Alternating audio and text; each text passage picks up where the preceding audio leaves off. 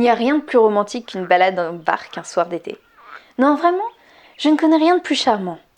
C'est dans un élan de romantisme que j'ai proposé à Sally cette bucolique promenade. Elle a tout d'abord apporté quelques résistances, mais je les savais motivées par sa timidité. Deux jeunes gens ne doivent pas s'isoler de la sorte, où l'on pourrait y voir quelques signes de dépravation.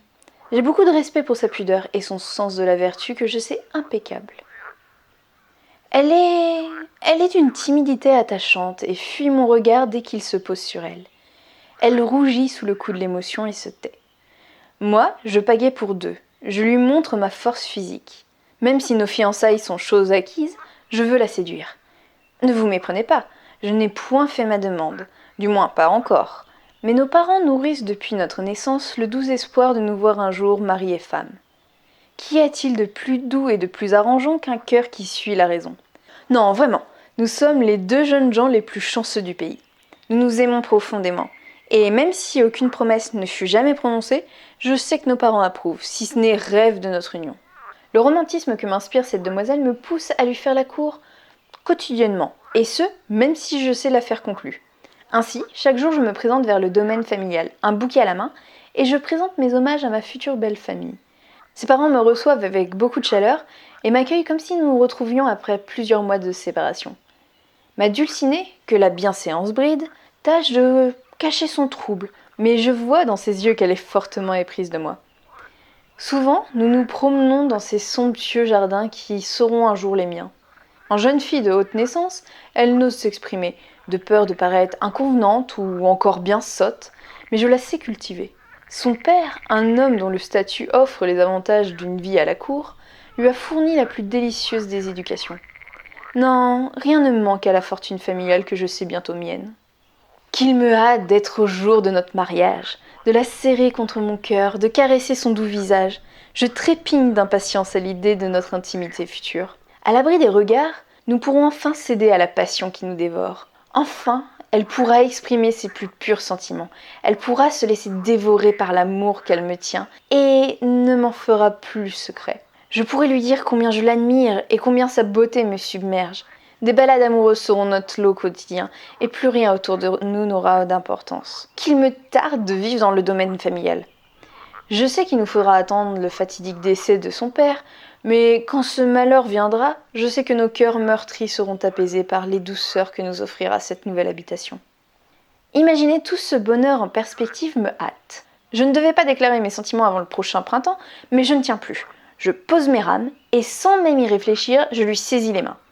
La pauvre enfant semble prise de court par mon geste, et n'ose les retirer. Elle doit apprécier le contact tout autant que moi, et l'absence de regard indiscret lui donne quelques ardeurs.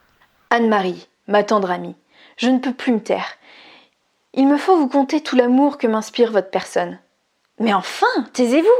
Vous ne pouvez pas parler de la sorte. Allez, oublions cela. Ça doit être le paysage qui vous inspire tant de romantisme. Non, non, je ne peux me taire. Je voulais attendre quelques mois avant de vous faire ma demande, mais je n'y tiens plus. Marions-nous dès le mois prochain. N'attendons plus. Se marier? Nous?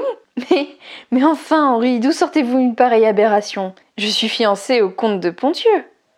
Vous? Fiancée? Mais nos parents qui projetaient notre mariage? Quel projet? Il n'en fut jamais question, du moins point dans ma famille. Est-ce dans l'espoir de notre union que vous nous rendiez visite tous les jours? Enfin, pour quelle autre raison un jeune homme visiterait-il quotidiennement ses voisins? Oh Dieu, je suis navrée si notre comportement put vous induire en erreur, mais je suis promise depuis le jour de ma naissance. Ainsi vous ne partagez pas les sentiments que j'entretiens à votre égard? J'éprouve pour vous un fort attachement, mais qui ne dépasse pas celui de l'amour fraternel. Je sens mon cœur qui se brise sous le coup de l'émotion. Celle que j'aime depuis si longtemps ne fut jamais mienne. Pire, elle était promise à un autre. Ce serait un autre homme qui l'épouserait et partagerait son intimité. Le coup est rude. Et je me sens sombrer vers de tristes pensées. Adieu la belle dot que ce mariage me promettait. Adieu le château qui devait m'apporter. Mais surtout, adieu la noble filiation dont je devais jouir. Soudain, je réfléchis. Anne-Marie, puisque vous voilà fiancée, bon, je ne caresse plus le désir de faire de vous ma femme, mais il me semble que vous avez deux jeunes sœurs. C'est bien cela? Sont-elles également promises? Oh non, non, non, non, étant l'aînée et l'héritière de la fortune familiale, seul mon mariage demandait tant de prévenance. Mes sœurs, elles, ne sont pas encore touchées par ces sujets. Ainsi, elles sont libres. C'est cela. Après tout, la partie n'était peut-être pas perdue. Il me faut maintenant jeter mon dévolu sur une des sœurs dont le mariage semble apporter moins de tracas à la famille. Je vous entends déjà, ce mariage m'apporterait pas la même dot, ni le domaine. Eh bien, la vie ne tient qu'à un fil, et il serait malheureux que ma femme ne devienne l'héritière avant que son aîné ait pu se marier. Et si je joue finement mon affaire, nous aurons un mariage et un enterrement cette année. Ah, Dieu, que j'ai hâte d'avoir ce domaine.